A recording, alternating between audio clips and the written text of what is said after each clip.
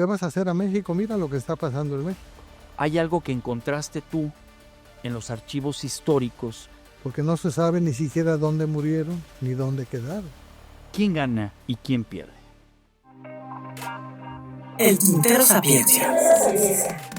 El podcast donde conectamos ideas que trascienden.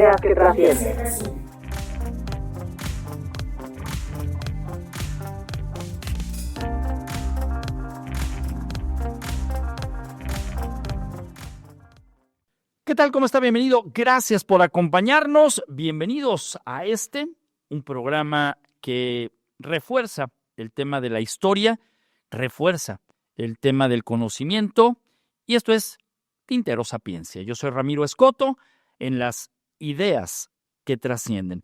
Hoy tengo el gusto de tomar un café, de compartir con usted algo que se vuelve muy de moda y que hemos escuchado en diferentes podcasts, programas, que es el aniversario número 100 de la Guerra Cristera en México. Sin embargo, hay un escritor, historiador, alguien que tiene toda la capacidad para sustentar no solamente la investigación, sino también la opinión que merece uno de los acontecimientos religiosos más trascendentes en la universalidad que el propio Papa León XIV advierte como una parte importante en este 2026. Tengo el gusto de acompañar a José Luis Ortiz García. José Luis, gracias por acompañarnos. Bienvenido. No, hombre, Ramiro, gracias por darle voz a los desvalidos. Me da gusto encontrar tan contento. Estamos contentos porque, primero que nada, tengo una amistad contigo desde hace ya muchos años. He tenido el honor de participar en la presentación de uno de tus libros, pero hay uno en específico que se llama La Cristiada a 100 años de distancia, con una connotación. Son 100 años, sí, que marca un calendario tradicional. Sin embargo, hay algo que encontraste tú en los archivos históricos que advierten ya de una guerra santa tiempo atrás, es decir, que ya empezaba a calentar el ambiente para lo que terminó siendo la cristiada. En efecto, mira, tenemos que irnos a por allá a los 1840, con el presidente más nefasto que tuvo México, que fue Antonio López de Santana. Pero ahí aparece un gran jalisciense, que es vicepresidente 8 veces y 7 veces presidente, don Valentín Gómez Farías.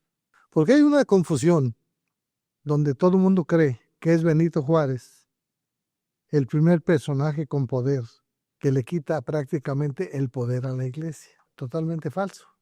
Mucho tiempo antes de él aparece don Valentín Gómez Farías, y ahí se genera, es del primer lema con el que sale la cristiada a relucir.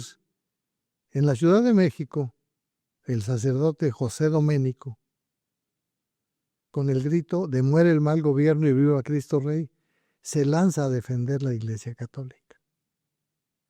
Entonces yo le quise dar una pincelada de eso que prácticamente la sociedad no lo conoce, para darle forma a la segunda, que debe ser la Segunda Guerra Santa Mexicana.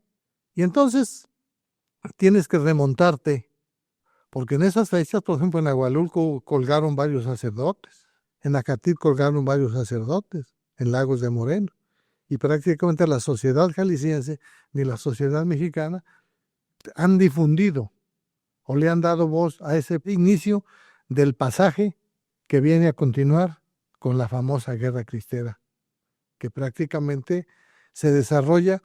Yo creo que el eco general pues es en los Altos de Jalisco, pero ya yéndonos al movimiento cristero, el movimiento cristero, yo me puse a investigar, y a veces te investigas tanto que ya no sabes cómo cuadrar las cosas ni cómo salir.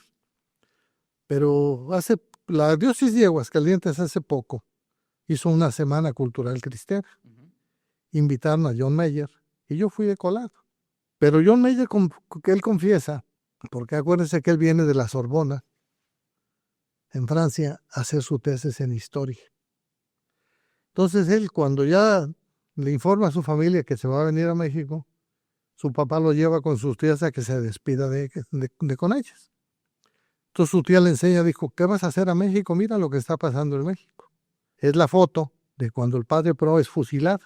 Acuérdense que el padre Pro lo acusaron, que él es el que provoca o le lanza las 2 granadas hechizas al carro de Álvaro Obregón, que el supuestamente iba a liberar los toros, pues se explotan, pero no pasa absolutamente nada. Dicen las voces del viento en la historia que Álvaro Obregón con una llave o con algo, él se raya a la frente, que le sacan tanta sangre, regresa a su casa, se pone un curita y vuelve a pasar por el mismo lugar, lo saluda y se va a los toros. Y ahí es donde yo creo, mi opinión personal, que es donde se inicia prácticamente el movimiento cristero, antes de la ley Calles. Acuérdense que Obregón después, ya presidente electo, él muere. Me invitan a la Semana Cultural de Arandas. Me invitaron al padre Tomás para que él fuera a dar una conferencia. Estaban invitando figuras, pues ya sabes que yo sigo siendo desvalido.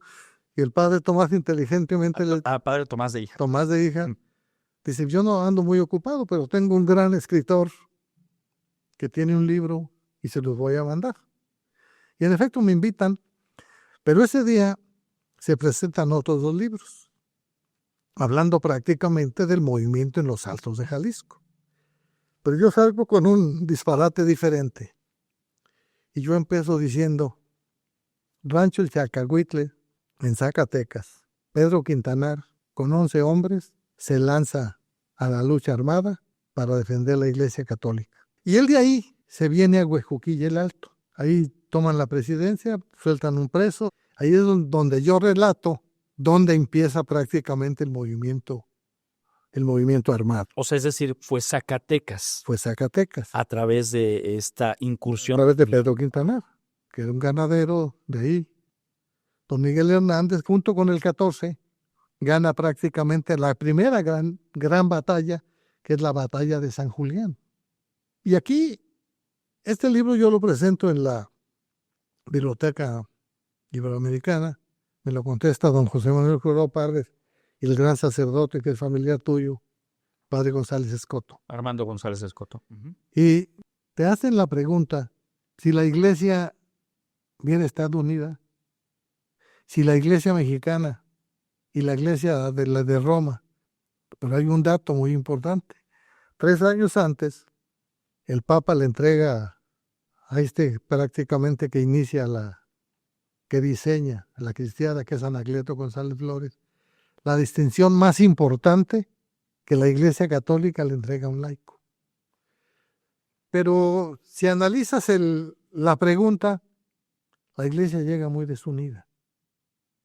Sí, porque el movimiento la no se presenta en todo el país. La Ciudad de México no va a la cristiana. Ajá. No, ni tampoco Chiapas, ni Oaxaca. Ni Chiapas, ni siquiera Morelos. Chihuahua, ni siquiera Morelos. Llegó, yo creo que de Durango tuvo algo que acuerda que Durango pues hay un triángulo donde se junta con Jalisco y Zacatecas. Sí. Y por ahí hay una versión de que también ahí pudo haber empezado el primer movimiento cristero. Entonces la Iglesia llega muy desunida. Después de la batalla de San Julián, si la Iglesia está unida, ahí es donde aparece el famoso 14 que te platicaba por el camino. Saturnino Cedillo. Él le dice a Calles que lo mande a Jalisco y que él en 8 días le resuelve el asunto cristero. Él lleva cerca de 427 hombres del 22 regimiento y se enfrenta con el 14 con 158 hombres. Victoriano Ramírez, el famoso 14. Entonces prácticamente está perdiendo el 14 la batalla, pero don Miguel, hablando de que don Miguel Hernández, que fue presidente municipal de San Julián, le manda el 14, le manda un enviado. Entonces don Miguel llega con otros 150 hombres y prácticamente le matan cerca de 300 gentes al famoso Saturnino, que le dijo a Calles que en 8 días le terminaba el movimiento cristero. Y te doy un dato más. Cuando estalla el movimiento cristero, el obispo de Los Ángeles, que siempre se me olvida el nombre por el alemán que ya me anda acompañando, les manda telegramas a muchos obispos mexicanos que no deben de tomar las armas para defender la fe católica, que la fe católica se puede defender sola. Entonces ahí es donde yo sustento el por qué la Iglesia no participó toda unida. Ese es más o menos el semblante del inicio prácticamente de este gran movimiento armado. En el libro y en la investigación también hablas de estos 3 prácticamente años que dura la cristiada, al menos en el periodo reconocido por la historia, de un asunto que poco se habla, porque sabemos que se ganaron mártires por parte de la iglesia, pero también hubo muchos muertos, de uno y del otro bando. Dicen que después de una batalla se curan a los heridos, se entierran a los muertos y se manda un parte. El parte que resulta es 250,000 cristeros muertos, 80,000 soldados, 7 generales de división, cerca de 50,000 agraristas.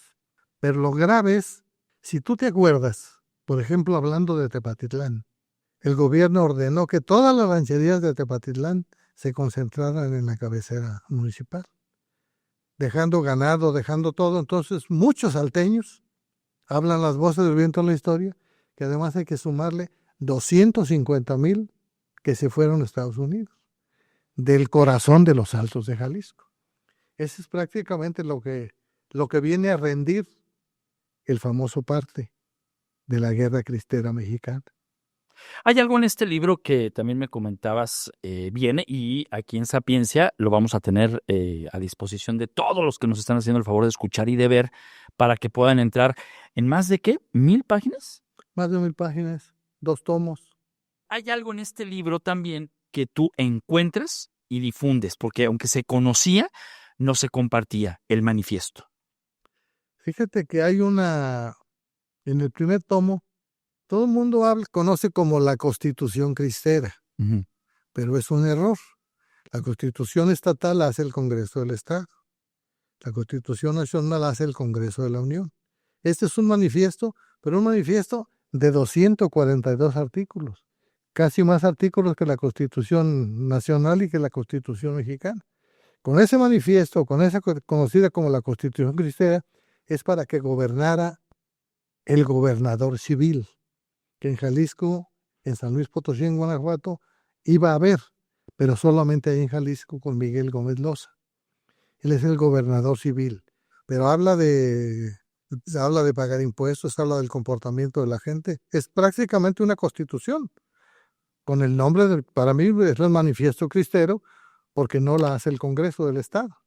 Si el Congreso del Estado lo hubiese hecho, pues sería la Constitución Cristera, o la Constitución Jalisciense, emanada de la Guerra Cristera.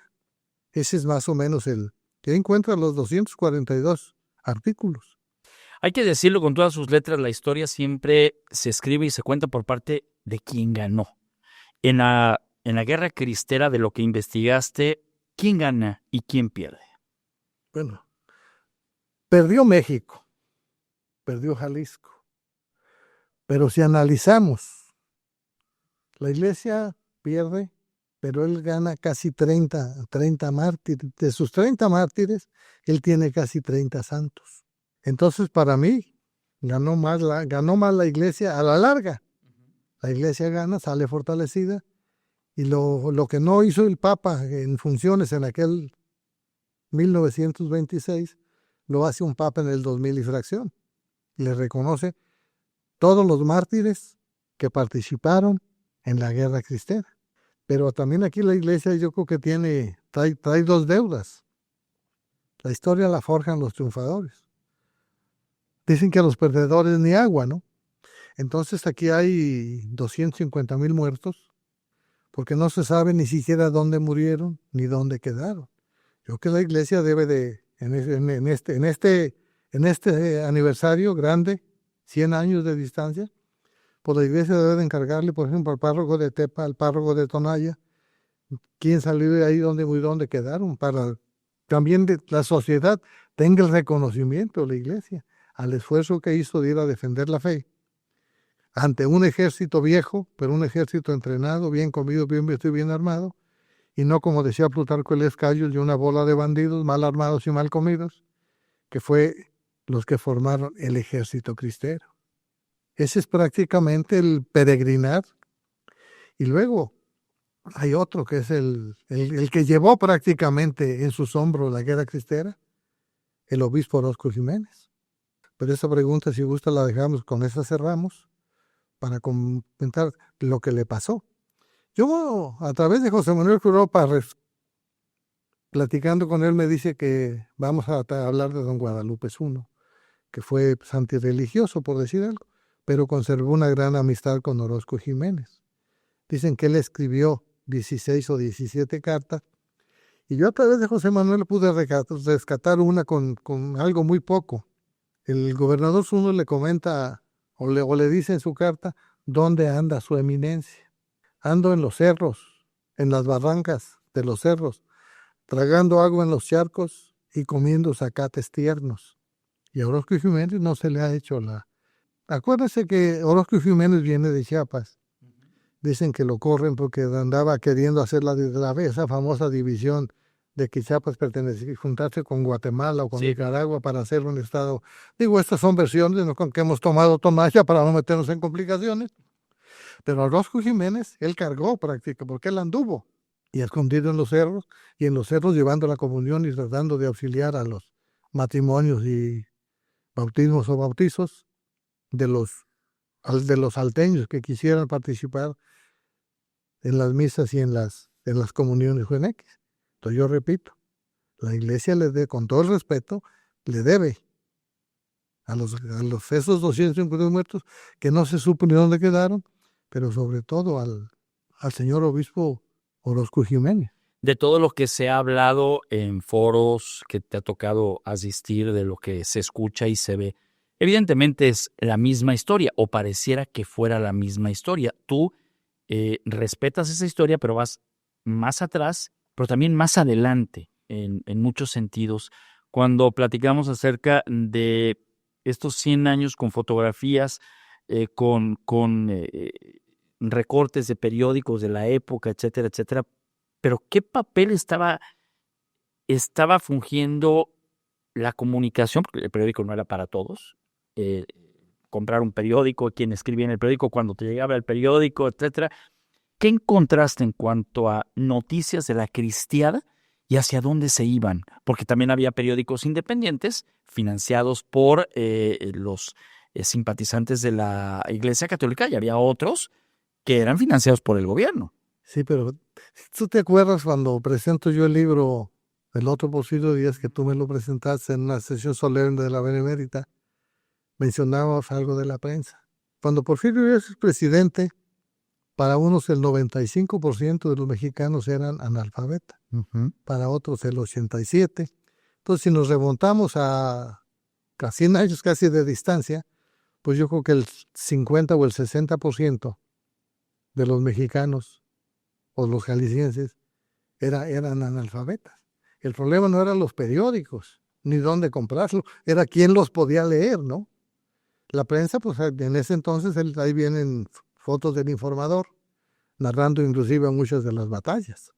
Entonces la prensa ha sido fundamental en todos los movimientos.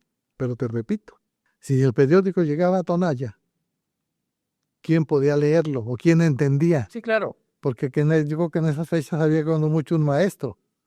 Y las escuelas pues daban cuando mucho a tercer año, ¿no? Entonces muy poca gente sabía leer y escribir. Y la gente que formaba opinión ante la sociedad quizá no sabía escribir. Yo creo que ese es el gran problema, ¿no? La prensa es fundamental. Eso no hay ninguna necesidad, pero sí tenemos que ver con qué ojos veían la prensa. El periódico El Informador pues no ha sido muy católico, pero tampoco nunca fue gobiernista al 100%, ¿no? Entonces el periódico que estaba ya de buen nivel, pues era El Informador, es donde practica, así como estaba el Universal en México. Entonces en el libro vas a encontrar narrando muchas versiones de lo que estaba pasando en el periódico El Informador. Es importantísima tu pregunta. ¿Cómo poderle decir a las nuevas generaciones lo importante que es llegar a estos 100 años? Porque bueno, hace 5 no se hablaba, hace 10 menos. Y sí han estado las figuras de los cristeros en algunas películas, en algunos círculos, pero no en una conmemoración tan dura, tan cruel, como lo acabas de mencionar, en la numerología, en el parte que se da, y también en esto que apuntas en este tintero, que me parece es fundamental, el asunto de los no reconocidos, que son en número importante y cuya historia está en los municipios en donde también se gestó esta guerra. Mira, yo creo que la historia está un poco deformada, pero lo más grave es que a la juventud no le interesa este tipo de libros. Pero como que la cultura sigue estando prácticamente sin desenvolverse mucho en las nuevas generaciones. Hay que entender que hablar de la cristiada en 1970 te daba vergüenza. Estaba prohibido hablar. Yo me metí a hacerlo porque yo tuve un tío, un hermano de mi padre, que se fue a la cristiada, con el grado de capitán Onésimo Ortiz Álvarez, hermano de mi padre. Él de Tonayo se viene, se va a Tegolotlán, se junta con Lucas Cuevas. Y ellos toman el puerto de Manzanillo, ahí muere, ahí se lo sacaban, ahí muere. Entonces a mí, por ahí me dio empezando a buscar, que no pude encontrar nada, pero tu pregunta es importantísima. La otra es por qué no hemos podido encauzar a las nuevas generaciones de que sepan las peripecias que pasó el gobierno, las que pasó la iglesia en este contorno, lo que sufrió la iglesia y lo que se desgastó el gobierno y lo que se desgastó el pueblo de México para llegar a firmar una paz a lo tonto que no tuvo ningún fundamento. ¿Por qué te lo menciono? Cuando quieren hacer las paces, el obispo de Tabasco fingía como nuncio apostólico. Acuérdate que no había relaciones con el Vaticano. Es hasta con Carlos Salinas cuando llegan las relaciones. Entonces él, ya siendo presidente Abelardo L. Rodríguez, lo busca él y él busca al obispo de Zamora. Y con ellos dos empiezan a negociar la paz con el presidente de la República.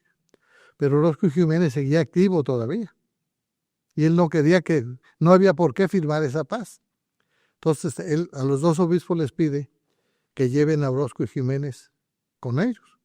Pero invitan a Orozco Jiménez y él piensa que lo van a invitar a que opine, a que redacte acto en que pueden sustentarlo. Y lo que dicen las voces del viento de la historia, en cuanto llegan a Palacio con él, el presidente dice: está usted detenido y está usted desterrado. Y se firma. Lo curioso, Ramiro, que amigos del auditorio, es que después de que se firma esta paz, tenemos que ver quién era el general Goroteiza, conocido como Gorra Prieta, porque los cristeros dicen que no podían pronunciar el nombre. Yo no sé si lo estoy pronunciando correcto también. Ahí lo matan en el rancho de San Agustín, en Atotonilco el Alto, 28 días después de que la iglesia firmó la paz con el gobierno. Ese es el otro gran problema, ¿no? Entonces, ¿cómo es posible que a los cristeros del gobierno los seguía hostigando, les quitó las armas, les quitó los caballos, y al quien entregaba un rifle y un caballo, le daban 10 pesos? Que dicen que no le sirvió ni para la vergüenza de llegar a su pueblo con ellos.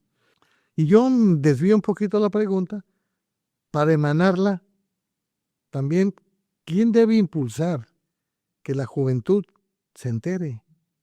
No nomás cómo fue la cristiada, cómo se fue formando Jalisco, cómo se fue formando México, las peripecias que pasaron las gentes que están olvidadas, como tú mencionas, que la historia no los menciona porque fueron perdedores. Y el perdedor pues no tuvo ni centavos su familiar o poder su familiar para poder impulsarlo. El triunfador tuvo que haber juntado centavitos y tuvo que haber tenido poder a través para impulsar su imagen y ser el gran triunfador. ¿Por qué las juventudes no se han metido a difundir la cultura? No se han metido también a defender a sus mártires y a buscar la forma que les den su lugar. Jalisco tiene muchos mártires anónimos. Oye, pero ya está cerrado el capítulo, porque también hablar de los cristeros hoy en público, en redes sociales, etcétera, pues también implica el hecho de posiblemente una persecución. ¿Se cerró realmente la guerra cristera o se abrió otro frente de historia? Pero se cerró como los 20 años después, en los 50 y tantos. Duraron mucho tiempo que a todo el mundo le daba vergüenza hablar a mí me daba vergüenza hablar de los cristeros. Si tú andabas en la política... ¿Era vergüenza o era miedo? No, vergüenza, no miedo. Ya miedo a qué le tenías. Eso ya había pasado, y además los jaliscos somos revolucionarios, aunque diga Obregón que no. Pero ese es el gran tema, ¿no? Estaba prohibido escribir. Inclusive los 3 libros que escribe John Mayer, El coraje cristero, que es el que yo leí, él habla solamente de vivencias. Él no habla de quién fue Orozco Jiménez. No, yo platiqué con Orozco Jiménez y me dijo esto. Yo platiqué con don Valentín de la Sierra en Tepatitlán y me dijo esto. Ese es como yo entendí los libros de Meche. Son libros, ese libro es como de 128 páginas. Entonces, después de esto, pues se abre el nicho de Pandora y empiezan a surgir las ideas. Ahorita ya todo el mundo está hablando me acaban de hablar del Colegio de Jalisco, que va a haber un encuentro, que si queremos participar.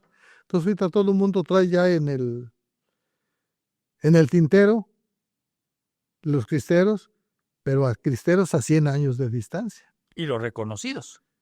Estamos hablando de los 250,000 que murieron, que no tuvieron ni siquiera la bendición, ni la cruz, ni los santos óleos, y es donde la iglesia, repitiendo, tiene que buscarlos. ¿Quiénes fueron? Para siquiera que en la misa de 12 en Tonaya mencionen a Juan Pérez, que fue a defender a la iglesia católica y por esa fe murió. Y también hay historias, ¿no?, que se cuentan respecto a soldados que encontraron en la guerra cristera también una vocación, es decir, se convirtieron de alguna manera a la creencia por la cual estaban luchando. Fíjate que hay un general Charis o Cheris, que él viene a combatir a los altos, pero se ganó la confianza de muchos cristeros y trataba de ser benévolo. La otra cara de lo que tú mencionas, hubo generales terribles que hicieron atropellos grandes, pero hubo generales como Ávila Camacho, que anduvo en la revolución, que no fueron muy, muy nefastos, ni muy sátiros con el cristero que ellos agarraban.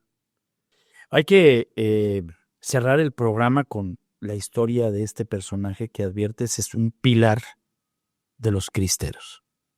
Y que me dijiste, vamos a cerrar el programa con esta historia. A ver. Con Orozco Jiménez, mira, hay que entender que él llega muy joven. Él es egresado del seminario de Morelia. Y primero va de obispo a Chiapas. Tiene problemas y él lo regresan y lo mandan a Jalisco. Él fue el sustento de la guerra cristera en Jalisco.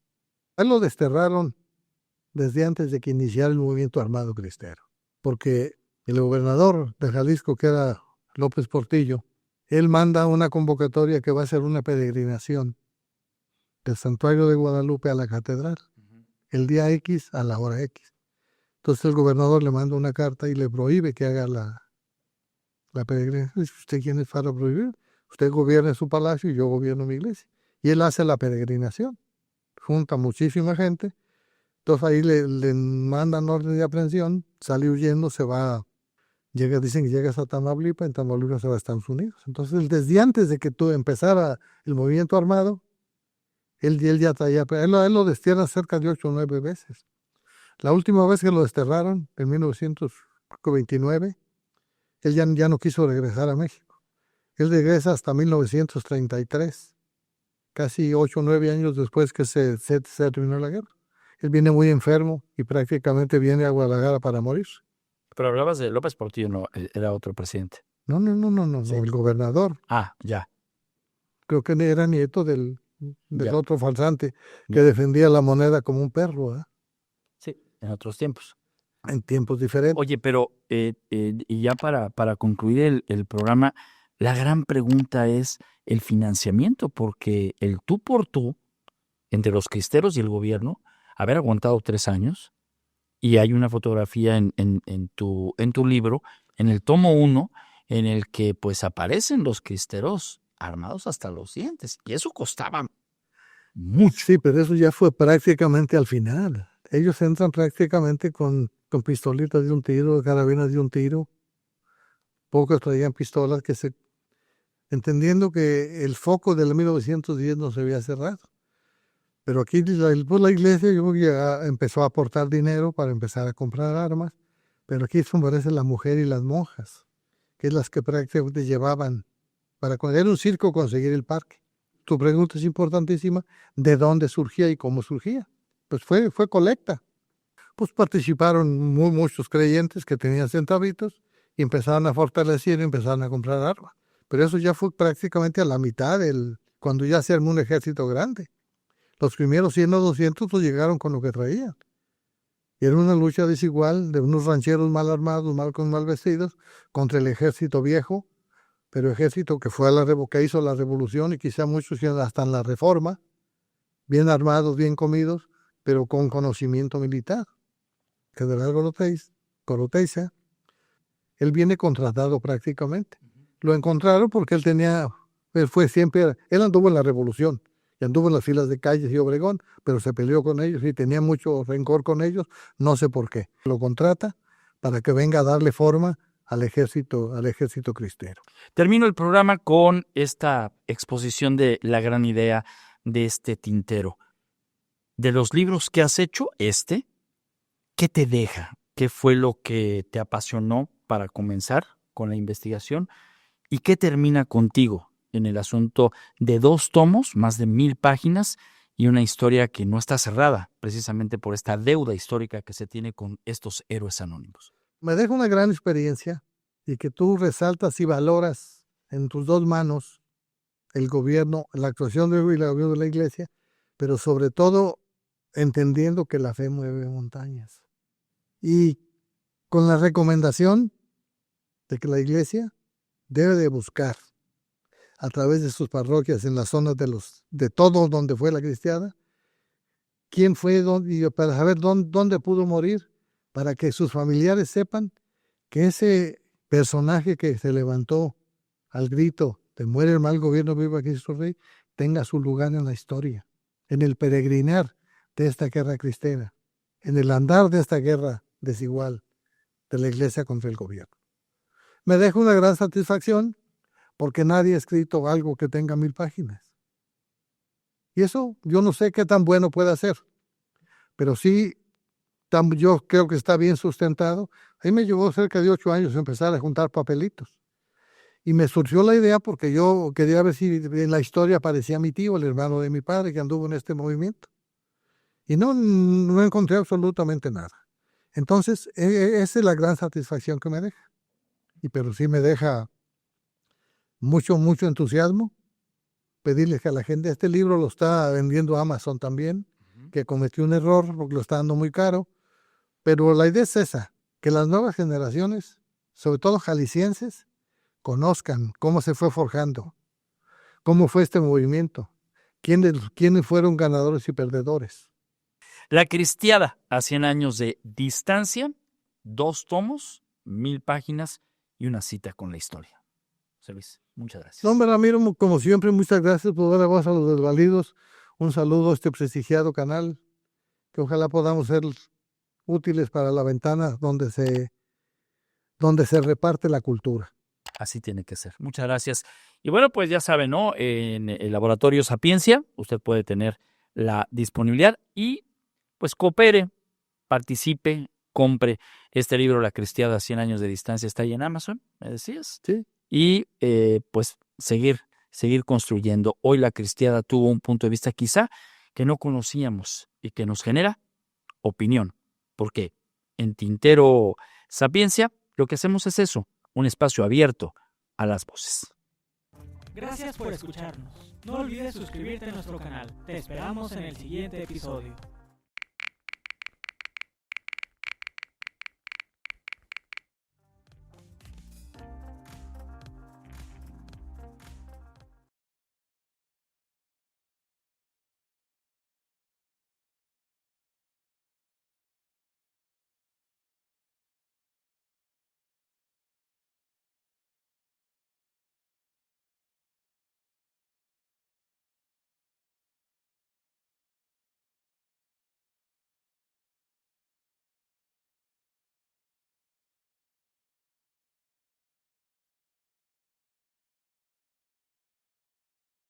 Porque no se sabe ni siquiera dónde murieron ni dónde quedaron.